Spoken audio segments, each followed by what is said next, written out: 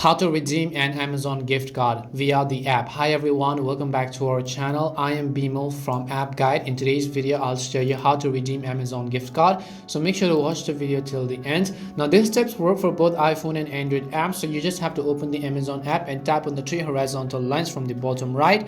Once you do so, you have to select the option called account. Now in your case it could be written at the top that says your account, so anyway you have to look for the account option and then tap on it. As you do that, you'll find this section under the payment method where it says manage gift card balance. As you tap on manage gift card balance, you'll be brought to the page where you can redeem a gift card or add balance to an existing one. Then you can tap on redeem another gift card to activate a gift card by entering its code or scanning it. Now alternatively, you can also redeem a new gift card straight from the checkout page in the payment information section. Just type to scan a gift card number during the payment information page, and then you can select your gift card and then simply apply the changes. And that's all it takes to redeem your Amazon gift card. We hope the video was really helpful, and if it did help you, then make sure to leave a like and subscribe to our channel. And if you've got any more questions, feel free to leave them down. Thank you very much for watching till the end of this tutorial, and see you soon in our next video.